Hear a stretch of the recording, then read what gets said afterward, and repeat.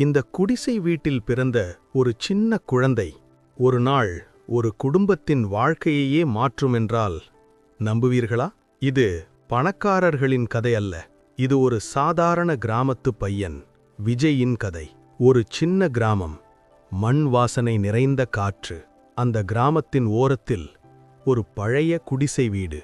அந்த குடிசைக்குள் வலியுடன் படுத்திருக்கிறாள் ஜமுனா. அவளின் அருகில் கவலையும் நம்பிக்கையும் கலந்த முகத்துடன் நின்றிருக்கிறான் சீனிவாசன். வெளியே மழை பெய்கிறது.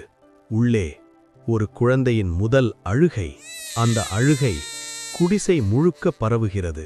சீனிவாசனின் கண்களில் ஒரு கணம் கண்ணீர், அடுத்த கணம் நம்பிக்கை. சாமி, இந்த பையனுக்கு நல்ல வாழ்க்கை கொடு. ஜமுனா குழந்தையை மடியில் எடுத்துக்கொள்கிறாள். அவள் முகத்தில் வலி இருக்கிறது.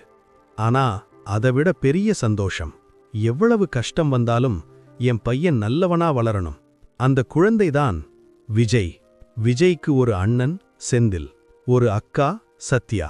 சீனிவாசன் வெளியே செல்கிறான். அவன் தொழில் ஒரு சின்ன ஆட்டு இறைச்சி கடை. காலை முதல் இரவு வரை உழைப்பு. சில நாட்கள் அவன் தன் சிறிய விவசாய நிலத்துக்கும் போவான். மண்ணை தொட்டு வேலை செய்யும்போது அவன் மனசுல ஒரே ஒரு கனவுதான். என் பிள்ளைகள் என்ன மாதிரி கஷ்டப்படக்கூடாது. இந்த குடிசை வீடு சின்னது, ஆனா அதுக்குள்ள இருந்த கனவு ரொம்ப பெரியது. விஜய் அந்த குடிசையில் நிம்மதியாக தூங்கிக் கொண்டிருக்கிறான். அவனுக்கு இன்னும் தெரியாது இந்த உலகம் அவனுக்காக எத்தனை சோதனைகள் வைத்திருக்கிறது என்று. இந்த குடிசையில் பிறந்த விஜய் இந்த குடிசையை தாண்டி ஒரு பெரிய கனவுக்குள் பயணம் செய்யப் போகிறான். அந்த பயணம் எப்போது ஆரம்பிக்கும்? அடுத்த எபிசோடில்.